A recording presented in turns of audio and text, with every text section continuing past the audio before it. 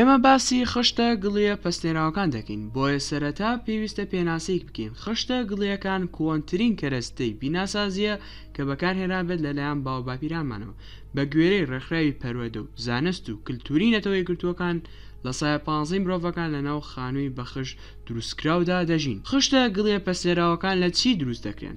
خشتە گڵیە پەستێراوەکان لە سایە 40 بۆ لە سایە 70 پێکدێت لە لم و لە سایە 30 بۆ لە سایە 60 پێکدێت لە گڵی خاوێن و لە سایە 4 بۆ لە سایە 10 لە چیمەنتۆ پێکدێت و ئاویش لە سایە 8 بۆ لە سایە 12 پێکدێت. باشە چۆن بتوانین دروستی بکەین؟ ئێمە هەموو کەرەستەکان لە ناو ئامێریکی تایبەتدا دەنین کە بەکاردێت بۆ دروستکردنی خشتە گڵیە پەستێنراو و پاش ئەوەی ئەمەمان کرد پێویستە کەسێک پەستان لە ئامێرەکە بکات. بەپێی سروشتی دروستکردنی ئامێرەکە توانای هەیە زیاتر لە 1200 خشت دروست بکات لە مای 8 کاتژمێردا بەدەستی. ئەو کێشانە چین کە کۆمەلگا ڕوبەڕووی دەبێتەوە لە کاتی بەرهەمهێنانی چیمەنتۆ بە تایبەتی لە کاتی دروستکردنی کەرەسەی بیناسازی.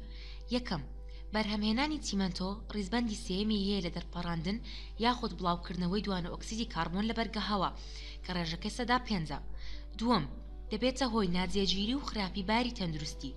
بۆ نمونە بە پشتبەستن بەشی شێرپەنجە لە فینلاند کە ئەو کرێکارانەی لە کارگەی بەرهەمهێنانی چیمەنتۆ کار دەکەن هەمیشە زۆرترین ئەگەری توشبوون بە شێرپەنجەی پێستیان هەیە. لە کۆتاییدا کاریگەریەکی خراپی لەسەر باری ئابووری هەیە بەهۆی کرێی گواستنەوە. هەروەها ناتوانێت پارێزگاری لە جێگیری پلەی گەرمی بکات لە ناوەوەی بیناکان. بۆ نمونە لە زستاندا هاوڵاتیان ڕێژەیەکی زۆر لە نەوت بەکاردەهێنن بۆ گەرمکردنی ماڵەکانیان. هەروەها بەکارهێنانی بڕێکی زیاتر لە نەوت ڕێژەیەکی زۆر پارەی تێدەچێ و ڕێژەیەکی زیاتر لە دوانە ئۆکسیدی کاربۆن دەکاتە ناو بەرگە هەوا. The advantages of CEB are they're sustainable, they possess thermal properties, the production can be made locally as well as it's inexpensive and labor. Along with the advantages, there are disadvantages to using CEB blocks. One of those main disadvantages is the manufacturing process, which require heavy machinery. This heavy machinery requires lots of fossil fuel and other energy expenditures, which can cause pollution. It can be labor intensive as well as time consuming. Furthermore, the soil property needs to be checked extensively to ensure that they maintain the properties needed to create a sustainable strong structure. ئێمە دەتوانین چی بکەین بۆ چارەسەرکردنی ئەم کێشانە؟ یەکەم، چونەتی دروستکردنی خشتی گڵی پەستێنراو پێویستی بە هیچ جۆرە سەرچاوەیەکی وزە نیە کە دوانە ئۆکسیدی کاربۆن دروست دەکات. بۆ نمونە ئامێرەکە بەدەست کار دەکات بە پەستاخستنە سەری. بۆ نمونە ئەو خانوانی کە لە خشتی گڵی پەستێنراو دروستکراوە پلەی گەرما ڕێک دەخات.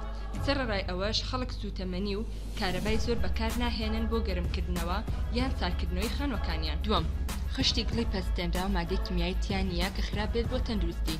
لە کۆتاییە خشتی گڵی پەستێنراو زۆربەی کاتەکان هەرزانترە لە خشتی سوور و بڵۆک.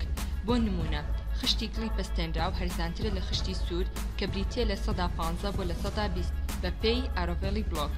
لە کۆدای ڤیدیۆکەدا باسمان لەوە کرد کە خشتی گڵی پەستێنراو چییە و هەروەها ئەو کێشانەش چییە کە دەتوانرێت چارەسەر بکرێت بە بەکارهێنانی خشتی گڵی پەستێنراو.